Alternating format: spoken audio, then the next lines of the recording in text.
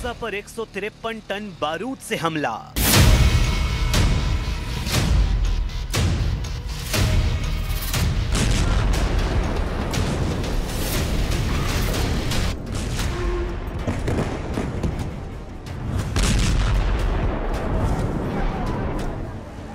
तुर्की को गाजा बनाने लगा इजराइल।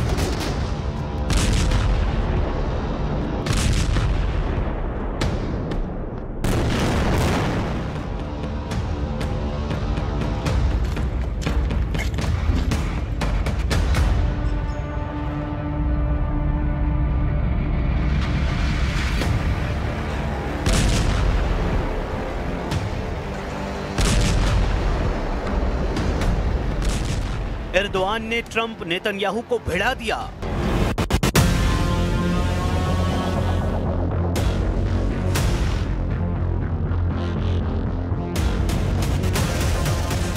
अब खलीफा को गुलाम बनाएगा Israel.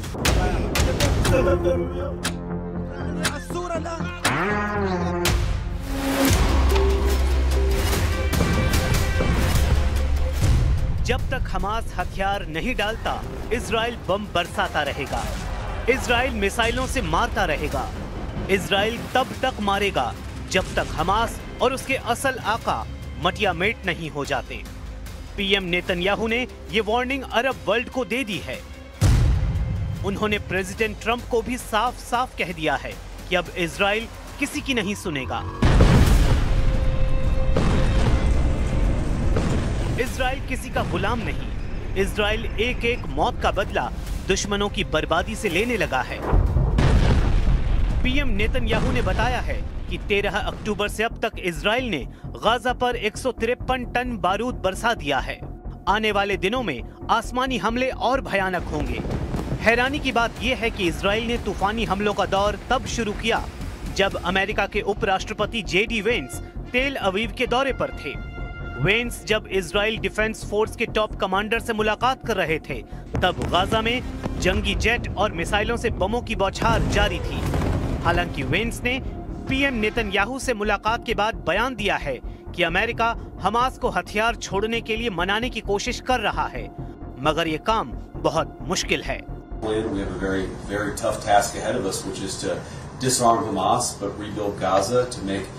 Life better for the people in Gaza, but also to ensure that Hamas is no longer a threat to our friends in Israel.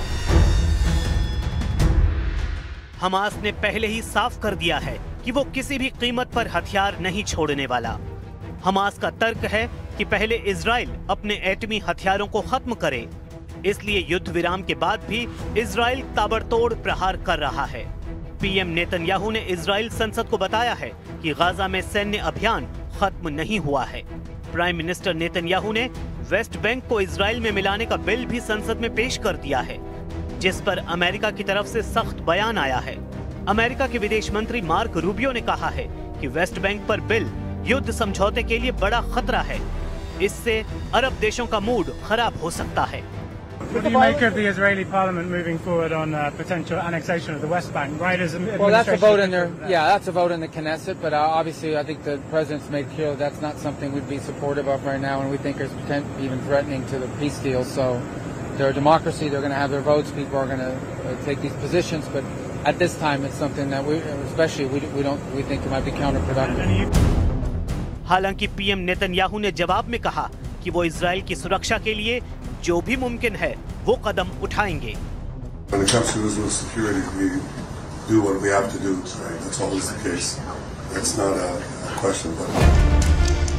Netanyahu ने ये भी साफ किया है कि जो देश ये समझते हैं कि अमेरिका उन्हें चला रहा है, वो जान लें कि इजराइल अपनी सुरक्षा खुद करता है। इसलिए ट्रंप की हर बात में दखल अंदाजी को वो स्वीकार नहीं करने वाले। नेतन्याहू के सामने जेडी वेंस ने भी इस बात पर हामी भरी है कि दोनों देशों की कोशिश खाड़ी में शांति लाने की है। लेकिन नेतन्याहू का प्लान कुछ और है, जिसकी तरफ उन्होंने इशारा भी कर दिया है। इजराइल ने तुर्की के खिलाफ खुलकर मोर्चा खोल दिया है। पीएम नेतन्याहू ने धमकी दी है कि तुर्की की सेना को गाजा में किसी भी सूरत में तैनात होने नहीं दिया जाएगा। ट्रंप के शांति समझौते के तहत इंटरनेशनल गठबंधन सेना की गाजा में तैनाती का प्लान है, जिसमें तुर्की की सेना का इजराइल ने कड़ा विरोध शुरू कर दिया है। the side together. Who does that? So I have very strong opinions about that. You want to guess what they are?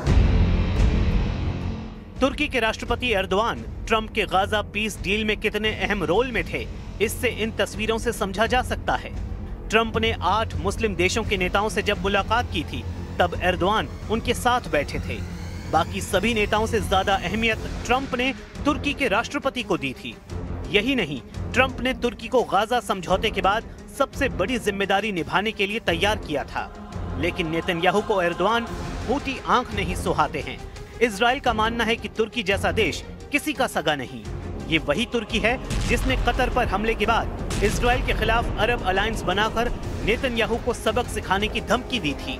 Israel और तुर्की में तकरार की असल वजह सीरिया है, जहां तुर्की के राष्ट्रपति ने अहमद अल शरा को अपना मोहरा बना रखा है। कमांडर जुलानी उर्फ अहमद अल शरा सीरिया के बफर जोन से इजराइल आर्मी को बाहर जाने की धमकी देते रहते हैं, जबकि इजराइल सीरिया में हिजबुल्लाह लड़ाकों के खतरे को देखते हुए सैन्य तैनाती में कमी के लिए तैयार नहीं है। इसी को देखते हुए एर्दोआन और इजराइल आमने सामने नजर आ रहे हैं। एक वक्त अल-कायदा और ISIS के आतंकी रहे अल जुलानी को एर्दोआन का करीबी माना जाता है। आतंकी संगठन ISIS से अपने करियर की शुरुआत करने वाले जुलानी ने सीरिया में अल-कायदा की जमीन तैयार की। यानी जुलानी पहले ISIS का आतंकी था और फिर अल-कायदा का सरगना बन गया। कई सालों तक जुलानी HTS यानी हया तरीर अल शाम नाम का आतंकी संगठन बनाकर बशर अल असद की सरकार से लड़ा और 2024 के अंत में तुर्की, इजराइल और अमेरिका की मदद से बशर अल असद की सरकार को उखाड़ फेंका। जुलानी पर इजराइल कभी भरोसा नहीं कर सकता।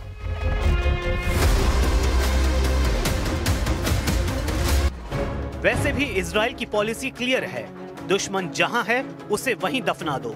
दोहा में हमास का लीडर खलील अल हया है, जो फिलहाल इजराइल का सबसे बड़ा टारगेट है। नेतन्याहू खलील अल हया को जिंदा नहीं छोड़ने वाले, लेकिन अगर अब कतर पर हमला हुआ तो ऐसा युद्ध भड़केगा जिससे कई देश जलकर राख होंगे।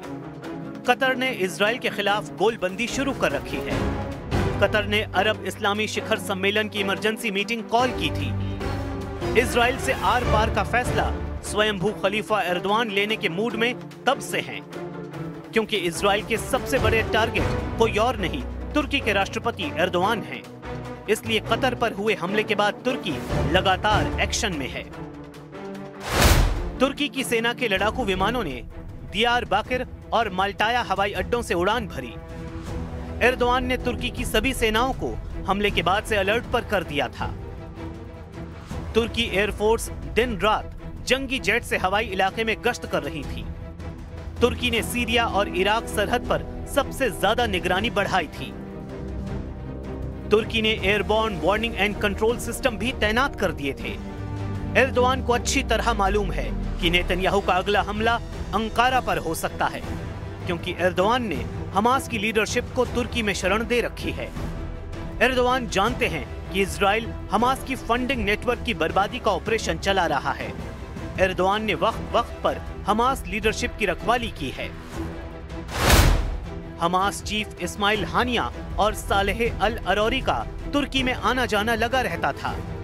अमेरिका और इजराइल ने तुर्की के कई NGO पर हमास की फंडिंग और मनी लॉन्ड्रिंग के आरोप भी लगा रखे हैं। खुद एर्दोआन ही इजराइल को तुर्की का सबसे बड़ा दुश्मन बताते रहते हैं। एर्दोआन इस बात को कह चुके हैं कि इजराइल एक दिन तुर्की से हिसाब लेगा, जिसका वक्त अब आता दिख रहा है। ये लड़ाई छिड़ी तो क्या होगा, खाड़ी देशों के खंडहरों को देखकर अंदाजा लगाया जा सकता है। इजराइल ने 28 अगस्त 2025 को यमन में हूथी लड़ाकों की पूरी लीडरशिप को ही खल्लास कर डाला था। तब भी नेतन्याहू ने युद्ध की लिमिट नहीं बताई, लेकिन अब साफ है कि इजराइल लड़ाका ग्रुप्स के असल आकाओं से हिसाब लेगा, जिसमें 2 नाम सबसे आगे हैं, पहला तुर्की और दूसरा ईरान। अचानक इजराइल के सामने 4 बड़े फ्रंट एक्टिव हो गए हैं। पहला फ्रंट गाजा, जहां 100% कब्जा नेतन्याहू का अटल इरादा है। दूसरा फ्रंट यमन, जहां सना में इजरायली अटैक के बावजूद इजराइल पर बैलिस्टिक मिसाइल फायर की जा रही हैं। एक फ्रंट लेबनान है, जहां इजराइल चाहता है कि हिजबुल्लाह हथियार डाल दे, लेकिन हिजबुल्लाह का इरादा युद्ध का है। वो जानता है कि दक्षिण लेबनान में इजराइल का ग्राउंड ऑपरेशन फेल साबित हुआ है और नईम कासिम ने लेबनान की सरकार को अल्टीमेटम जारी कर दिया है। और सबसे बड़ा फ्रंट ईरान है। ईरान की लीडरशिप ने साफ कर दिया है कि युद्ध विराम का अब कोई मतलब नहीं रहा। इजराइल से तनाव बहुत ज्यादा बढ़ चुका है। ईरान बार बार ये दावा कर रहा है कि उसने 12 दिन के युद्ध में अब तक अपनी पूरी ताकत का इस्तेमाल नहीं किया है और न ही अपनी नौसेना और IRGC की कुड्स फोर्स को तैनात किया है। और अगर दोबारा युद्ध ईरान पर थोपा गया तो इसका नतीजा इजराइल की संपूर्ण तबाही होगा। ईरान के तेवर बता रहे हैं कि उसकी मिसाइल फिर तैयार है और ईरान पर फिर से हमला हुआ तो तेल अवीव और हाइफा बुरी तरह दहलेगा। ये वार्निंग ईरान से लगातार आ रही है। ईरान के बड़े बड़े जनरल लगातार इजराइल को वार्निंग दे रहे हैं। ईरान के सर्वोच्च नेता अली खामेनेई ने कहा है कि पूरी दुनिया को इजराइल से रिश्ते तोड़ लेने चाहिए, क्योंकि गाजा में जिस तरह की बमबारी हो रही है उसे बर्दाश्त नहीं किया जा सकता। इसमें कोई शक नहीं कि इजराइल की एयरफोर्स फिर से सुपर एक्टिव मोड में है। इजराइल के एयरबेस पर लगातार काम चल रहा है। यह है अमेरिका से सप्लाई किया गया MK-84 बंकर बस्टर बम। इसी बम से इजराइल ने अब तक गाजा के कोने कोने को मिट्टी में मिलाया है और ईरान पर भी ऐसे ही बमों से हमले किए गए हैं। क्या ईरान फिर इसी तरह जलने लगेगा? क्या इजराइल ईरान में फिर ऐसे ही आग लगाने जा रहा है? क्या तेहरान समेत ईरान के शहरों में फिर से ऐसे ही धुआं उठेगा? क्या ईरान में फिर 360 डिग्री पर मौत वाला खतरा मंडरा रहा है? क्या ऐसे पिन पॉइंट हमलों से ईरान के कमांडर फिर मारे जाएंगे? फिलहाल इजराइल की एयरफोर्स फिर से सुपर एक्टिव मोड में है। इजराइल के एयरबेस पर लगातार काम चल रहा है और ये बात साबित करती है कि इजराइल की युद्ध वाली तैयारी पूरी है। नेतन्याहू पहले ही कह चुके हैं कि उनके सामने 1-2 नहीं बल्कि 7 फ्रंट हैं। तेहरान में ये धमाके देखिए। रेड लाइट पर खड़ी कारों के उड़ते हुए चीथड़े। इस धमाके ने माचिस की डिबिया की तरह सब कुछ तहस नहस कर दिया। 13 जून को शुरू हुए युद्ध की शुरुआत इजराइल ने ऐसे ही हमलों से की थी। तेहरान में हमास चीफ इस्माइल हानिया के मर्डर और लेबनान में पेजर अटैक के बाद खामेनेई को एहसास हो गया था कि ऐसा हमला ईरान में फिर हो सकता है। इसलिए मोसाद की ट्रैकिंग से बचने के लिए ईरान में बहुत बड़ा अलर्ट जारी कर दिया गया। बड़े बड़े लीडर चाहे खुद मोबाइल और बाकी कम्युनिकेशन उपकरणों से तो दूर रहें, लेकिन मोसाद बहुत चालाक निकला। इजराइल की इस खुफिया एजेंसी ने ईरान की लीडरशिप को खत्म करने के लिए तमाम हाई प्रोफाइल लोगों के साथ चलने वाले या फिर उनके करीब रहने वाले बॉडीगार्ड और ड्राइवर या फिर अधिकारियों तक को मोसाद ट्रैक करता रहा। न्यूयॉर्क टाइम्स में छपी खबर में बताया गया है कि मोसाद लगातार ईरान के नेताओं, ईरान के कमांडरों और ईरान के परमाणु वैज्ञानिकों की लोकेशन ट्रैक कर रहा था। लेकिन इन सब की ट्रैकिंग इनके बॉडीगार्ड के फोन के जरिए की जा रही थी। इनके ड्राइवरों की फोन लोकेशन इस्तेमाल की जा रही थी और इसी ट्रैकिंग के जरिए मोसाद ने इजरायली वायुसेना को टारगेट लोकेशन भेजी, जिसके बाद ईरान को एक के बाद एक ऐसे झटके लगे जिसमें उसकी पूरी मिलिट्री लीडरशिप खत्म हो गई और पॉलिटिकल लीडर्स पर भी हमला हुआ।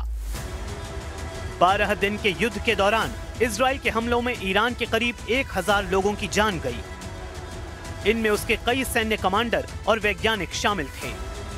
इजराइल दुश्मनों के साथ एक जैसा सलूक करता है, चाहे ईरान हो या तुर्की। बदला भयानक होगा। इजराइल का बदला ऐतिहासिक ही होगा।